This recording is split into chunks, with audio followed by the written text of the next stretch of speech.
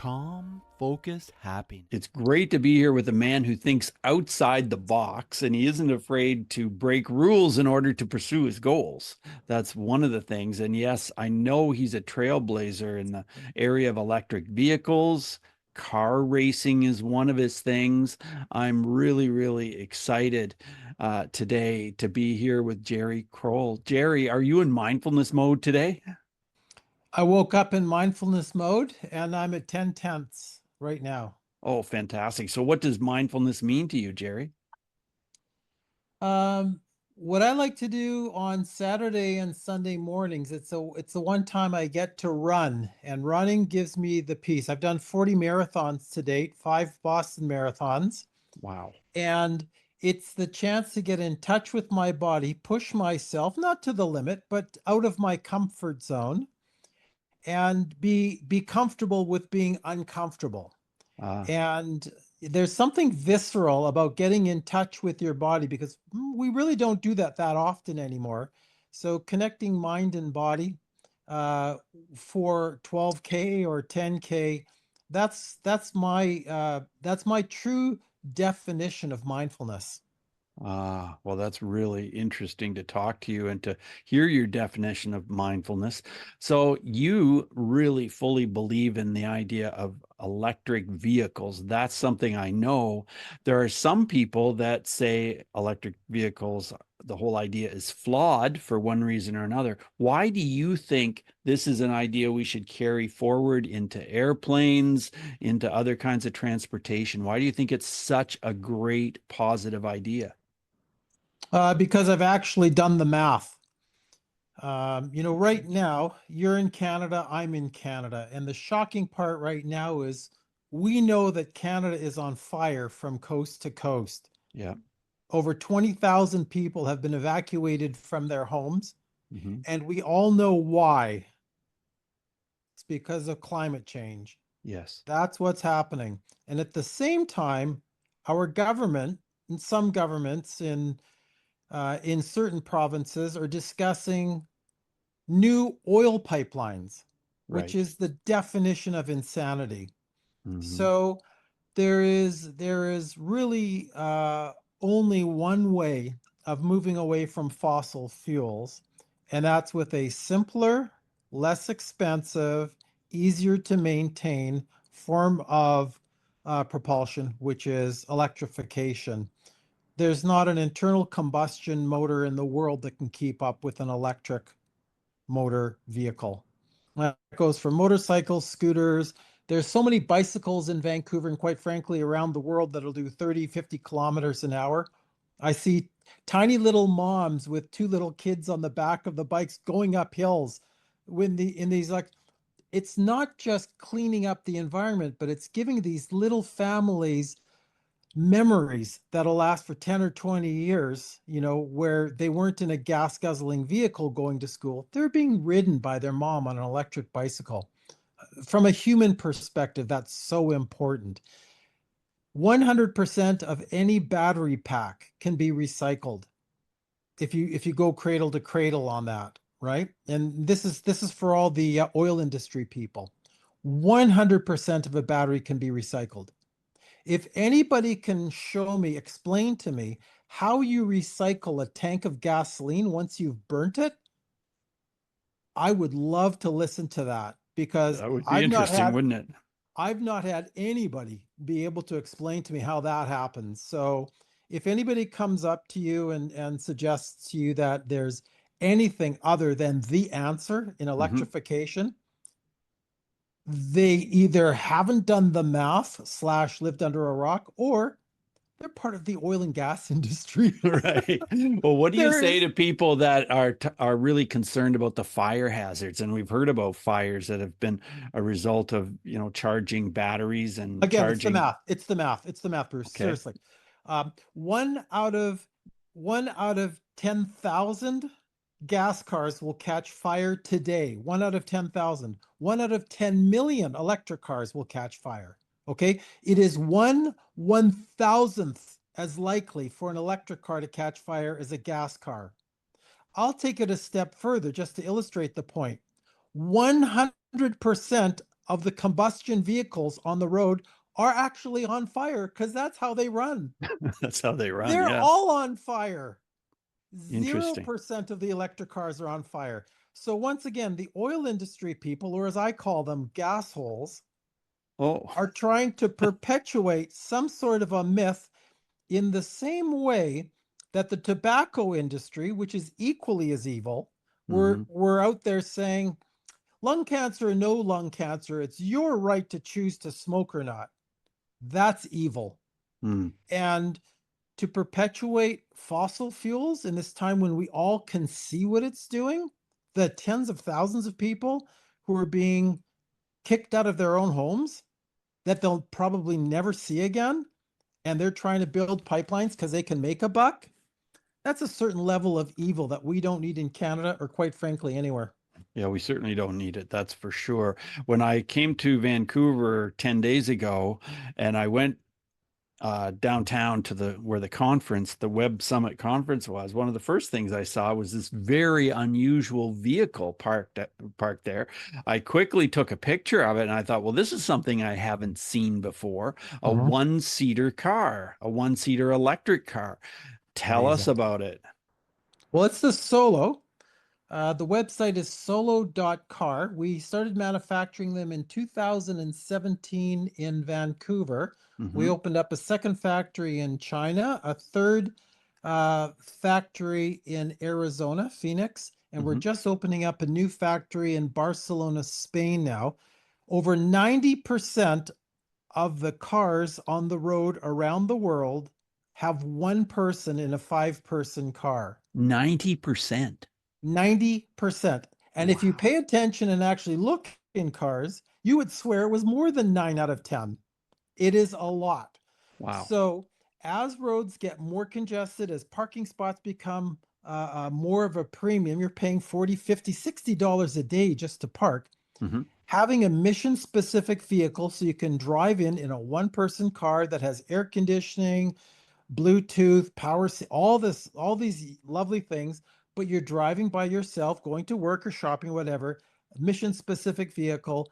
That's the way to get the amount of people that we need into town, out of town, commuting back and forth without everybody wearing this huge inflatable sumo suit trying to get into the same elevator.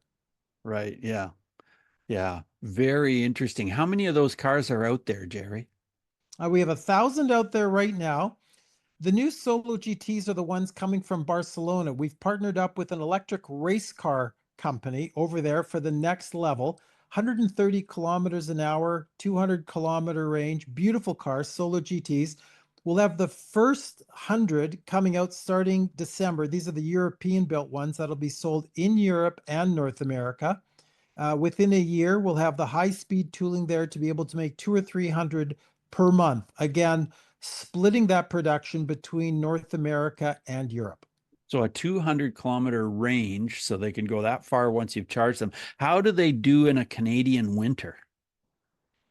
It's a rear wheel drive vehicle. Uh-huh. And one of the things that we do here, my background is in motorsports, and motorsports since the 1900s has been the testing and proving ground for all road cars. Mm. So what we were doing for years was getting up early in the morning, and it doesn't snow in Vancouver like it does in London, Ontario. No, I know it doesn't. But you do get a good foot or two every once in a while. And we have some pretty big mountains here, Grouse Mountain, Cypress Mountain, and Seymour Mountain. And Right. we would get up at 5 o'clock in the morning and take our solos and drive them to the tops of these mountains in a foot or two of snow. 50% of the vehicle's weight is on the rear wheel, which is a single driving wheel. Hmm. That's the same drive system that a snowmobile has. They Oh, are wonderful in the snow. oh, that's really Yeah. interesting. And And the what about the temperature, range? Yeah, how does the the range do? temperature that we've had below minus 20, we've never seen any kind of a drop in the 200-kilometer range. And I hear people talking about saying, oh, but I'm in Edmonton, and, electric cars wouldn't work here because it gets too cold. What I say to these people is this: Mars gets to minus 200 degrees. The only kind of vehicles on Mars are electric vehicles. There are no gas cars because at minus 40, gasoline turns to jelly and it won't work. Oh, Electric cars will work. So if you tell me wherever you're living on planet Earth gets below minus 200, I'll start paying attention. That makes as much sense as recycling a tank of burnt gasoline. did you always love mathematics? Because it sounds like you are truly a lover of mathematics. It clarifies things for people who have misconceptions. Yes, interesting. Yeah. Yes. And a It's pretty lot of people do straightforward. have misconceptions. Yeah. If you say 1 + 1 is 2, but somebody's going, well, there's two ones that might be 11. Well, they don't understand math. Right, right. Well, speaking of math, it sounds like you're out to change the number of years that we can expect to live. You're out to revolutionize healthcare. Tell us about that. Well, healthcare right now is more sick care than it is healthcare. Yes, it is. Every GP across Canada is taking care of people who are already sick, and they really don't have time to proactively provide people with what they need to do or think about now to avoid going to the hospital or the doctor with a malady. Mhm. So what we're doing at Jevitty Life Science, the first thing we do is with the electric vehicles is we try to save the planet. Our mission is to close the last gas station. If you're super healthy and the planet's on fire, it doesn't help anybody. So No. we're working to save the planet. I think right now everybody understands electric vehicles are the answer, and it's going to clean up the fossil fuel industry. Gas has got maybe 10 years left before you won't see it anymore, any more than you will a fax machine. Now we can focus on our health and longevity. So the idea of getting sick and waiting in line for, I think right now, the Canadian average is over 4 hours to see a doctor if you're sick, if you pop into a hospital. Right. Unacceptable. Yeah. Unacceptable. If any family member that I have has to sit there in pain for 4 hours waiting for a first look from a doctor, I'm not happy with that at all. And Canada is one of the leading nations in healthcare as well, too. So it gets worse from there. So what we've done is we've created an app that uses an actuarial algorithm to figure out how long you should live, male, female, age, education, income, this sort of thing.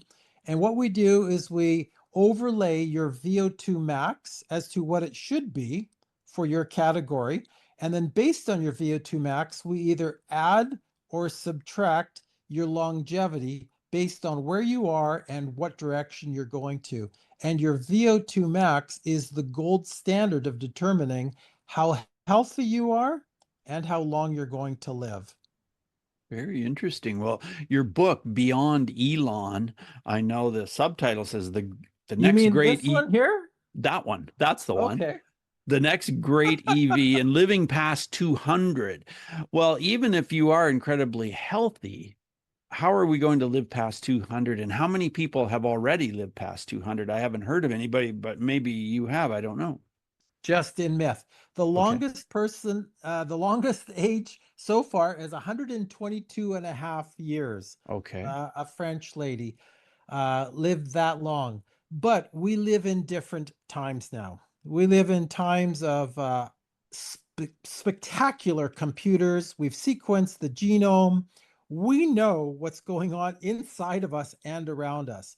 So the first thing you have to do is to address what you can do to make yourself healthier today, which is eat really well, Hmm. sleep really well. I'm not talking about 6 or 7 hours. I'm talking about 8 to 9 hours of deep sleep. Okay. And I'm talking about exercising adequately. Uh-huh. You don't have to go crazy or run a marathon. You just have to exercise adequately. And those are the three key markers that allow you to be as healthy as you can right now. You can start that today. Okay. The And only what do thing you above those three items is sense of purpose. And I'm assuming that everybody has a reason to live, whether it's to see their great grandchildren's wedding or traveling or whatever it is, you have to have that. But then eat well, sleep well, adequate exercise. Those are the three main things. Well, that's really interesting. But as people get older, I've personally known quite a number of people that seem to lose their sense of purpose. How can we address that? I've seen young people who've lost their sense of purpose. Yes, I I have too. think that's a human thing. That's not age related, Mm, you know. So the way that you solve that, and this is why I'm so excited, Bruce, to be on your podcast. It's a sense of community. And what you're doing is creating that sense of community by discussing important topics for everybody, sharing things, having people discuss topics like what we're talking about today. Would you want to live till 200? Would you want to do this? Right? So that sense of community.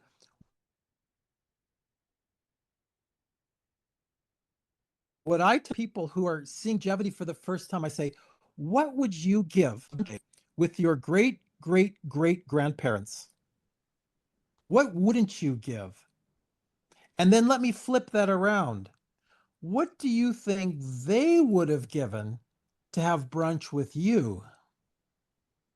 That's the purpose for Jevitty. And that's the purpose when we wake up and we realize how wonderful the world is, what the adventures that we're on, the adventures to come. Why would you want to be sick and not present? We have better choices. So the three things I described before, that's what we call longevity escape velocity. That gets you into a healthy place. You're not smoking, you're not drinking, you're excited, you're doing the good things. Now we get into the science, and the first therapy is a vaccine against aging, and it's built around mRNA technology.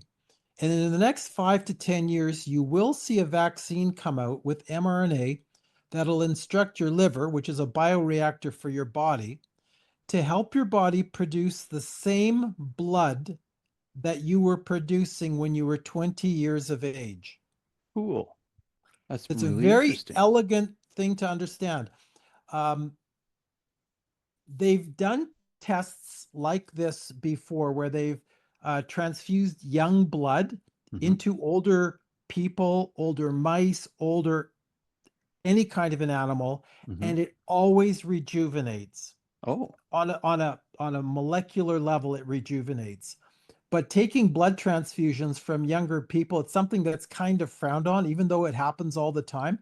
The more elegant way is to have your body produce your own younger blood, and that'll add between 25 and 40% to your health span, not just your lifespan, but your health span. And that injection, that vaccine will be coming out in 5 or 10 years. That'll have you bouncing out of bed at 6 o'clock, calling me up and saying, Jerry, let's go for a 10K. I'm going, Bruce, we're 165 years old. And you're going, never mind, get out of bed, let's go. cool. That's really From cool. that point, you've got exponential growth in other therapies, gene therapies, stem cell therapies, other genetic therapies to repair and rejuvenate the body on a molecular basis to get us happy and healthy beyond that 200-year threshold that we're looking for at Jevitty. One of the ways that a lot of my guests talk about being happy and healthy is meditation. Is that something that's a part of your life, Jerry? That has to be a part of everybody's life. And it's trackable as well, too. Are you familiar with heart rate variability? Yes. That's the first thing they tell you to do is create a gratitude journal Yeah. and meditate. And there's something magical about that. You don't have to do hill repeats or anything. You just have to have a gratitude journal and meditate to watch your parasympathetic system rebound. And from that point on, you start to get a sense of purpose, a sense of calmness, a sense of health, and you start to do the things you need to do to get to longevity escape velocity. There are a massive number of people that are not able to keep their weight at a proper healthy level, and they don't seem to be able to figure out or able to really put the right foods into their body. What's the answer to that? Ozempic. Is it? Yeah, absolutely. Okay. And if you can just say, oh, I'm just going to buy a bunch of kale and eat the kale and away we go, good for you. Those aren't the people you were talking about. But if No. you're sitting there going, you know what? It's 10 o'clock at night. I'm watching TV and I've just got to go through a bucket of ice cream and 5 bags of potato chips. I can't help myself. Mhm. Okay. If you had a smoking problem like that, you'd put a patch on. Yes. and you wouldn't feel like smoking. Okay. I have had personal experience with Ozempic and Mounjaro. Okay. Hmm. Semaglutide and tirzepatide. And the weird thing about this is you can look at a plate of food as what it is. It's fuel. There's nothing there uh, to say, oh my God, I'm going to finish 6 of these plates. It's just not there. You are literally looking at it as fuel, and you're focusing on what else is important, like getting on with your life. Right. You wake up in the morning feeling like you've already eaten. It's important as you're consulting with your doctor, dietitian, GP, whatever. Hmm. If you do look at these drugs, um, to maintain a healthy body mass. You Hmm. want to make sure that your muscle tone is there and you're not losing lean body mass. You're just losing fat content. Right. And we have at Jevitty, part of our group product is DEXA scan, which will show you what your body composition is. And the DEXA scan is the gold standard for figuring out what your body composition is, bone density. And it truly is something that the Canadian health system should provide free of charge to every Canadian once a year so they can see where they're at. And do you have connection with the Canadian healthcare system in such a way that you can impact it and start to make a difference? Because we have got a lot of problems in healthcare, don't we? Oh, we really do. No, I mean, you know how to get hold of them as much as I do. Do they listen?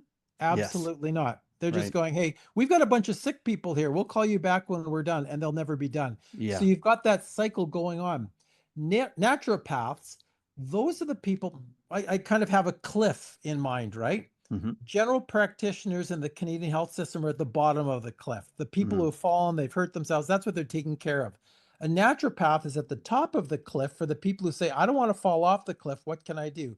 And a naturopath will send you to a DEXA scan, help you with supplements, help you with food, help you with sleep, and keep you from falling off that. That's where the DEXA scan and the Jevitty app are getting most of the referrals. It's very rare to find a GP who's got the bandwidth to help their clients stay on top of the cliff before they fall down. Right. Yeah. We need to find somebody who can make a difference. You know, it's the same as people saving for retirement. People get really excited about saving for their retirement when they turn 58 or 59. It's a little late in the game, right? Yeah, it sure So is. if you could find a way to explain to people who are 13, 14, and 15 years old that if they put $50 a month into a retirement savings plan, by the time they're 35, they'll have $420,000 earning interest in a separate retirement fund, and they'll be comfortable, happy human beings. You want people to do the same thing with their health because it's every bit, if not more, important than your financial health. Yeah, it definitely is. Because if you don't have your health, then it doesn't matter what your finances are like. That's How for sure. many, how many billionaires, you look at a person like Steve Jobs, here's a person worth billions of Yeah, dollars. that's right. He would have given every last cent to trade places with you or I, Yeah. and you or I wouldn't have traded places. No. Nope. So that's, again, that's pretty basic math. Yeah. Yeah, that's true. Jerry, as we move forward in the interview, I want to ask you a question about bullying because I worked in that field for a long time. And I always ask my guests if you have a story about bullying where mindfulness would have made a difference. Do you have something you can share with us on that topic? I'm usually the villain in these stories, so Okay. Well, I can handle that. I'm kidding.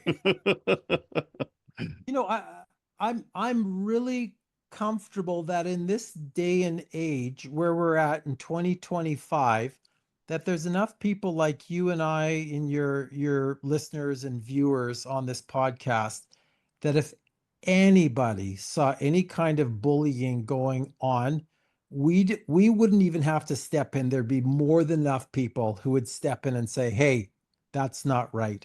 So it's not 1940 or 1950 or 1960 anymore. I think we're in a really good place, human wise, that people can see bullying and recognize it for what it is. There are some examples in the world that you see, high profile examples in the media, often related to politics, where you say, well, that's clearly bullying, but everybody's calling it bullying too. They're not pretending it's something else. Right. So the biggest win you can have is being able to identify bullying. And I think 100% of the human species now can clearly identify bullying and won't put up with it. Solving it sometimes can be an issue, but that's just a question of when, not if. Jerry, your book Beyond Elon, I'm just really interested in what some of the feedback has been. What's some of the feedback you've received? It's been spectacular and encouraging, especially being in a cab in Arizona and having a cab driver recognize me as an author. I'm going, Oh, that's wow. amazing. Yeah. That is. The reason I wrote the book was, as we were going on this journey with human longevity, I started to bump into people who said, well, that's impossible. That'll never happen. Kind of like aviation, the early days. Oh, if Yep. man was meant to fly, you'd have been born with wings. That sort of poo-pooing, right? And I'm just going, hold on a second. This sounds familiar. And I went, yeah. When we started with electric cars in 1999, we had people saying there's no way an electric car will ever beat a gas-powered car. And that is clearly not the case. Electric cars have won out. It's 2025, 25 years later, here we are. Now the same thing is happening in human longevity. So the book was written with two purposes. One is to identify that, yes, 10 or 20 years from now, living healthy beyond 200 years of age will be as normal as watching a Tesla outperform a Ferrari. Okay, we've all seen it on YouTube. It's out there all the time. And to have somebody be healthy, go for a 10K or a half marathon at 190 years of age will be just as normal as seeing an electric car outperform a Ferrari or a Lamborghini. So that's really what it was all about. The second question I often get from people, and this is why I came up with the title Beyond Elon, people ask me a lot, what should I do for a living? I'm just not connecting. I'm not connecting on this. What can I do? And I did this one exercise, and this is really the only nugget in the whole book that I've buried amongst all the other filler in the book, is I have people sit quietly in their living room all by themselves and imagine they've just won $100 million, and just let that flow over them. How does that change your life? Then imagine you've taken 2 years to travel around the world and see everything you've ever dreamt of seeing. You've spent $5 million doing it. And after 2 years, you're exhausted. You go back home and you wake up on Monday morning with $95 million in the bank. What do you do that day? Oh, what a great question.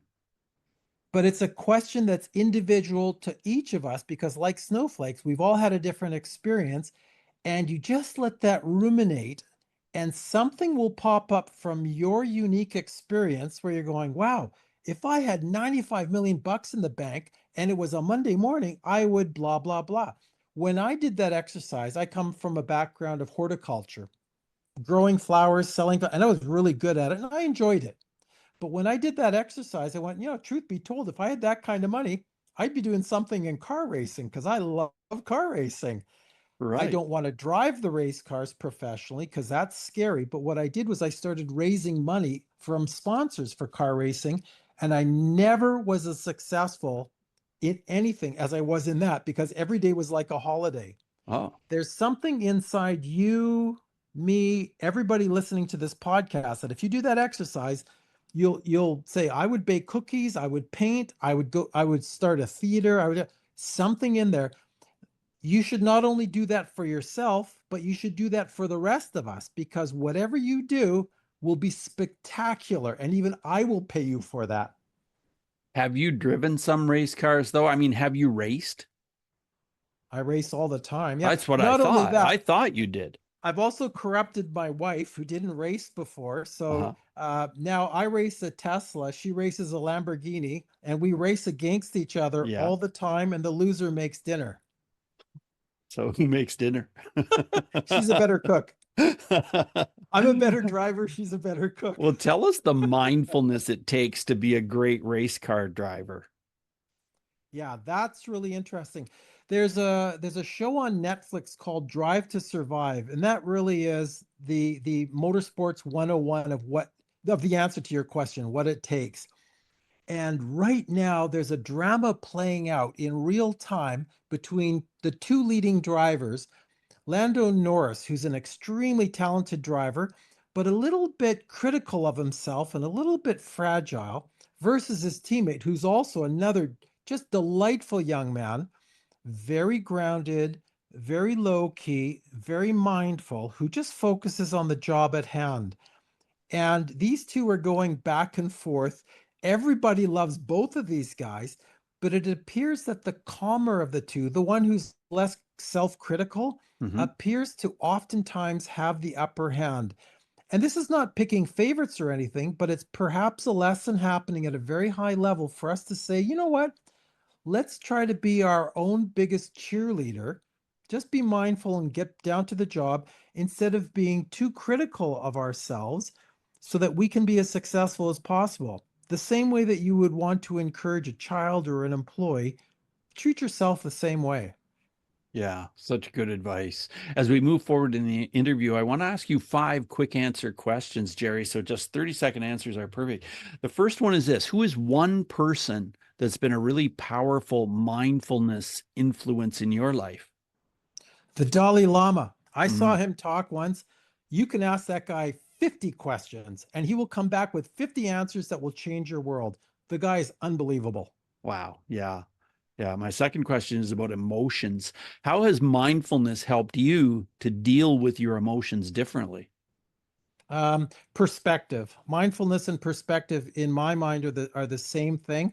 If you understand where you are in this huge world, in this huge universe, family, friends, yourself, your health, your happiness, and the happiness of those around you is the major thing. That really is a calming influence. Excellent. I want to talk about breathing. Do you have a comment or a suggestion for people when it comes to breathing and mindfulness? There's books out on breathing.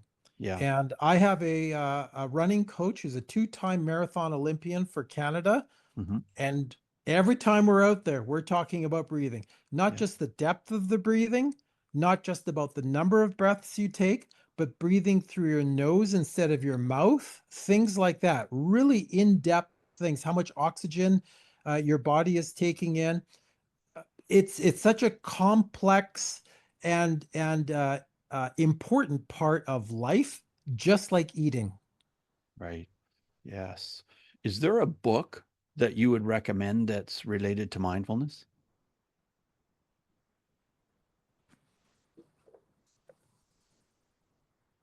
Okay, beyond Elon. So you talked a lot about mindfulness in there then. Absolutely. You know what? Without a sense of purpose, without chasing your passion, what are we even doing here? If you're sitting there digging ditches to make a dollar or doing something you hate, you're waking up every morning for that when you'd much rather do something else. What's the point? Yeah, If you're chasing your passion and everybody's thrilled and supporting you and giving you tips to make you more successful, everything else takes care of itself. very good point. Is there an app that you would recommend that can help us to be more mindful? Jevitty.com, Jevitty.com. If you're healthy, you're happy, everything else falls into place. And that's really the whole mission here. And it's good for all of us. You know, nobody benefits by us spending hundreds of billions of dollars a year on sick people. I would much rather have these people out of their hospital beds, walking around the seawall, enjoying themselves with their families, spending money on healthy food and being part of the economy, rather than being sick and miserable in bed. Yeah, totally. Well, Jerry, as we wrap up the interview, I want to ask you if you have any final words of advice for our listeners. Purpose. Again, and I'm thrilled to be on this podcast with you because this is exactly my wheelhouse. Uh, if I were still selling flowers, I think back just going, wow, I'm providing a service and selling flowers, but that's not really where my passion is. I light up when I'm at the racetrack and I'm meeting my friends. I'll be at the Montreal Grand Prix next weekend supporting Nicole Haverda, who's the only Canadian in the F1 Academy, women trying to get into Formula One. This lights me up so much. And I recognize the fact that when I'm meeting people there, I'm speaking louder, I'm eating more, I'm feeling stronger, I'm energizing people around me because I'm so passionate about that. And everybody gets that. That's my purpose in life. That's what lights me up. And if nothing else, whether it's music, theater, engineering, whatever it is for you, uh, do that exercise, figure out what it is that drives you, and don't be afraid to find a way to get involved in that. That would make me happy. That's such great advice. Yeah. Passion is so important to have in your life. Jerry, And a lot of thank you people so have trouble much. finding that. Yeah. Oh, yeah, Thank they you. do. A lot of people do have trouble finding it for sure. Yeah. Well, Jerry, thank you so much for being on Mindfulness Mode. I really appreciate the opportunity to have a conversation with you. It's been my pleasure, and I look forward to having you come out to Vancouver next time, and we'll take a nice brisk jog around the Stanley Park seawall and continue the discussion. That would be awesome. Thanks again, Jerry. Bye now. Bye-bye.